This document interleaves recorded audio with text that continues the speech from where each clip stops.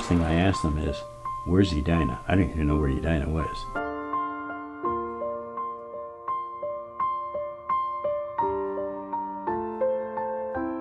But when I was in high school in 1950, I graduated. Edina was just starting that September.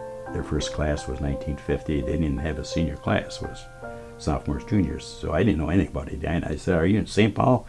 They were in Minneapolis, And they wanted me to come for an interview. They said they never hire anybody without an interview.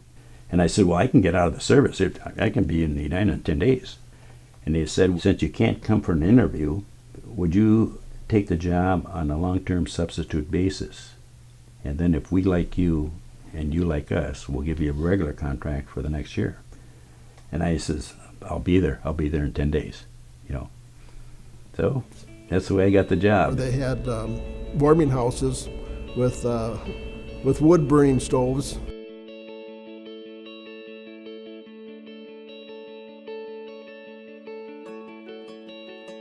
And we used to have bring wood to all the stoves all the time to each warming house. Then we ended up bringing kerosene out there because they couldn't get the wood started. We used to talk about Boy Scouts who were there. We tried to hire Boy Scouts that knew how to start a fire. And so that was kind of an interesting time with the kids going out there. You had to show them how to make a fire. And so then we started putting kerosene out there, and they would just dump it on the wood, and they could throw it in there at 3:30 when they come over from school. It'd be warmed up then by 4 o'clock. The problem we had was the weather. We had the first 7 years were outside. And I tell you, it was a battle. When I got to Edina, I saw those 2 rinks there, and I said, first thing that come to my mind, I better get some long johns because it's going to be a cold job. And then we get snow. Now what do we do? You go down there, you got 4 inches of snow in the rink. So we had to clean it, by shovels and plows. Well, sometimes if it was more than 4 inches, we just clean half the rink. Because we couldn't clean the whole rink, take us the whole practice time, so we just clean half the rink. Just practice on half the rink. And then sometimes the wind would come over that junior high and it'd come right down that playground towards Concord. Holy smokes, it was a cold. And we'd skate one way. Put the wind to our back and skate one way. You couldn't go into the wind. And now you're trying to develop a hockey team. Because we had hard water, we just couldn't make good quality ice. But Morningside had Minneapolis water, and that's only 7 hardness. And so that's where they had the best ice down there. So everybody wanted to practice down at Weber Park because that's where we had the best ice. But sometimes we hauled water. We used to fill up our water tank, which we had a hose on a water tank. We got a big water tank truck, and we would fill the water up down in Morningside and then truck it to all the other parks when we made the final ice. So you're fighting those elements, and we never had that when I was in high school. 2 hours of ice time every day. All the northern schools were like that. Roseville, Falls, Hibbing, inside ice. It was natural ice, but it was inside.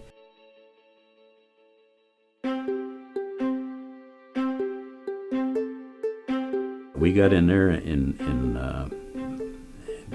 65, Christmas of 65. And it just being in there without that weather problem we had with the snow and the wind and the cold weather, get on that good ice. What really happened is the youth program just exploded. They started getting a lot of kids in that program once they got Braemar built and they were inside. And of course they were feeding us better players. Braemar Ice Arena put us over the hill as far as now we're able to compete with the best teams up north. The Braemar facility is second to none. I actually remember being a little kid watching my brother play, and this was one of my favorite rinks to come to. There was just something about the aura of Braemar Arena that just made it feel like you were in a hockey town.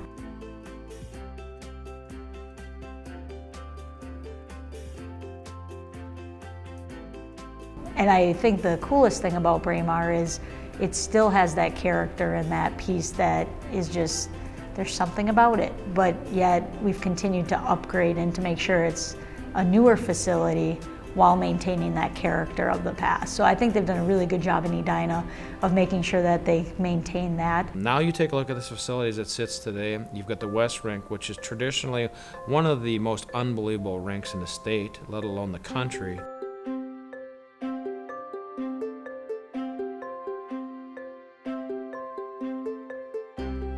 We've got guys that I played against for years in college and those types of things.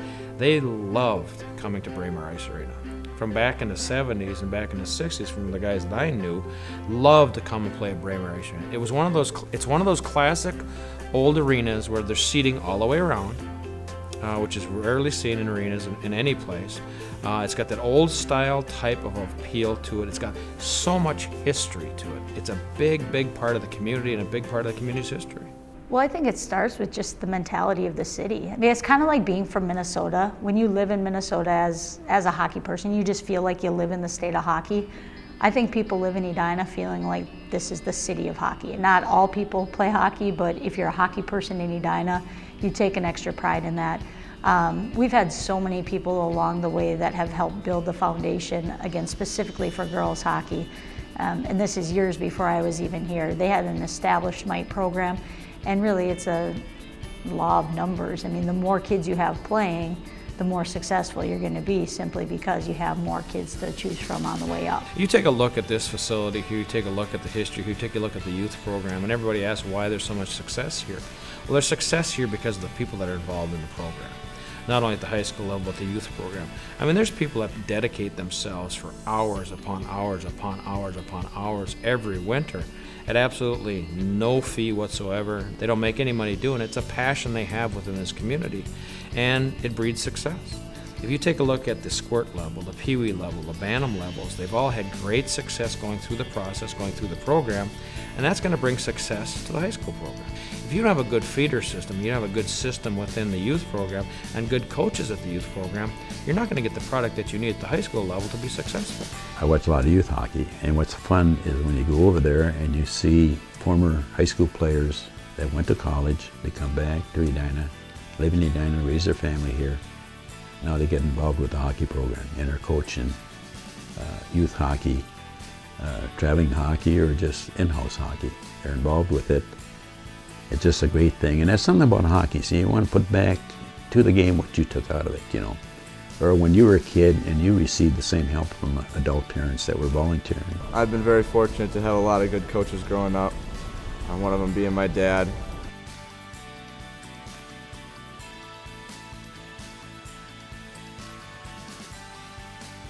Playing for Jay Chapman, Jeff Johnson, and now Kurt Giles is definitely an honor, and I owe a lot of my success to them, and I think a lot of the kids that get to grow up here experiencing quality coaches that we have here is something special. You know, I was trying to think the other day about Edina without sports.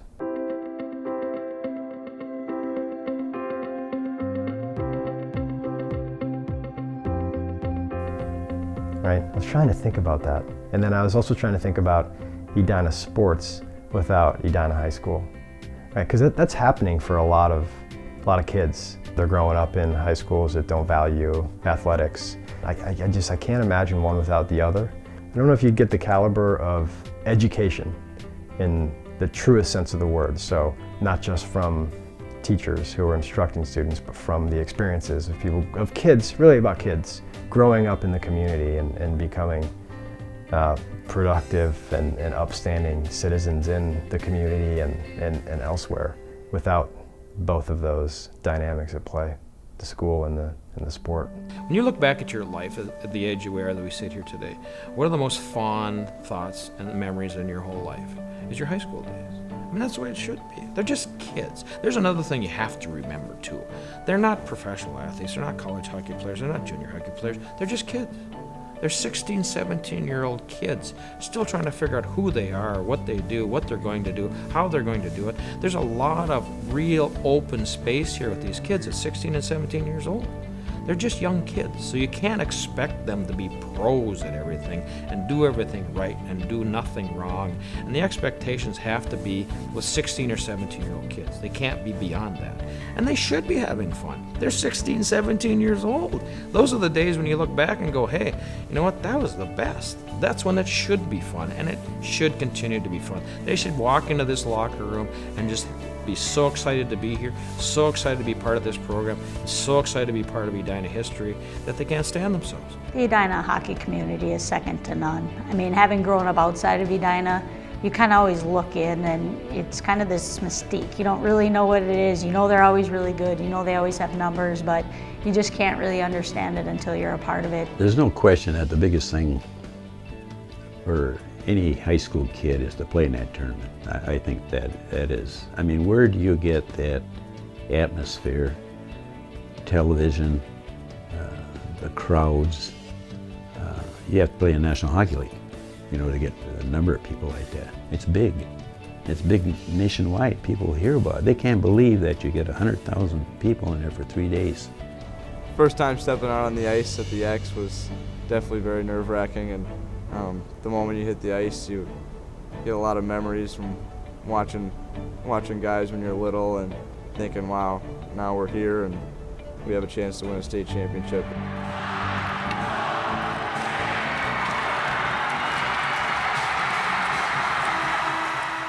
I remember that moment forever. Before the game starts, and we'd come out, you know, we'd have that one little 2 sections up there, and Edina people would cheer in. We always had great backing from the school at those tournaments, and from the community too. I mean, there was a pretty good block of Edina people up there. Then the other team would come on the ice, and boy, you went, holy smokes! It was just outrageous how they were cheering for the people that we were going to play. I always take it as a sense of respect, because if people don't want you to win, it's because they feel that you've always had that opportunity, so let's give someone else a chance to win. So I don't think our girls are too fazed by it. Is there anything better, though, when you walk into a facility? I was talking to a couple guys the other day. I said, there's nothing better than walking into Wayzata, Eden Prairie, Duluth East, Hill Murray, all these big-time program places with your players, because they hate seeing you, they hate playing against you, they can't wait to beat you. It's nothing better than beating Edina, and there's nothing better than coaching against that. It's the best. Why wouldn't you like to do that? You want to be the best, you got to beat the best, and hopefully what they classify as us as the best. I think just being able to walk away from the rink every day saying, did I help the players become better players? Did I help our team become a better team? And somewhere along the way, did I teach a life lesson that hopefully someday the kids will look back on and be like, oh, that makes sense now. I think those are kind of the things you look at when you're coaching is, are you accomplishing what you set forth to do? What we want to do more so than anything is make sure those kids do well in school. We have a thing back here in the hallway, and it's what it means to be a Hornet. What it really means to be a Hornet. That means being not just a good hockey player, but it means being a good citizen. It means being a good student. It means treating the history of this game and this Edina High School mantra with respect. Show respect to the players before you, and show the respect for the players that come after you. But it also means being a good citizen and being a good student, and that's very important to us. The further I get away from the game, the more appreciative I am of the game. I mean, it's our game, and I think it's a special one. And that has opened up doors for me. It has taught me lessons, equal if not greater to what I learned in school and from family and friends, right? Or lessons on the ice with teammates against opponents. Certainly would be a different person without having played the game. And I have a tremendous amount of respect for it. I love coming back and seeing the support that the Edina program has, and the boosters and the kids and the adults and the rinks, right? It's just, it really feels good knowing that it's still alive and well.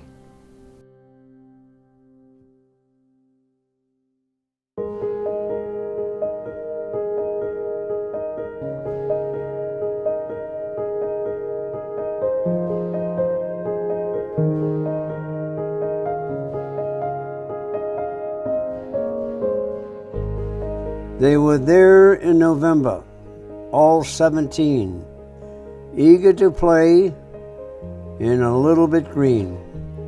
Pride of having been chosen by you and anxious to prove what they could do. All season long you gave our boys training, encouragement, discipline, and poise.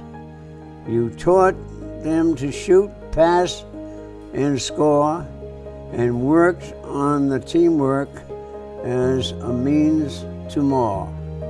You gave them a challenge that they could often meet and watched with pride as they shook hands in defeat. And now that it is over, we hope you'll recall that there were times when you had a ball, like 6 a.m. practice for a cheaper price and dodging the cracks on the outdoor ice, or the last-minute panic, do we have all our men, in the tournament jitters, can we do it again? And as for our parents, can it really be so? No more practices and places to go. The end of the hustle to sharpen the skates, to wash out the uniforms and find the socks mates. Just a walk in the house and no longer collide with the pucks and sticks and tape inside. No more carpools and dinners at 4. Life without hockey will be such a bore. And now the final deed remains to be done, for giving us all a year of such fun. A well-earned thank you to Coach O'Connor for teaching our boys to play with honor.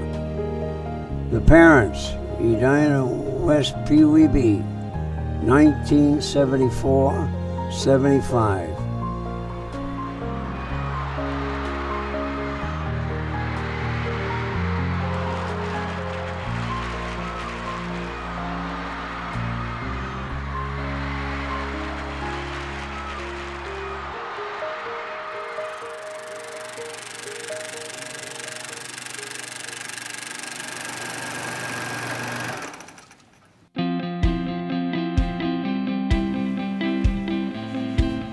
Edina hockey, the tradition continues. Go Hornets!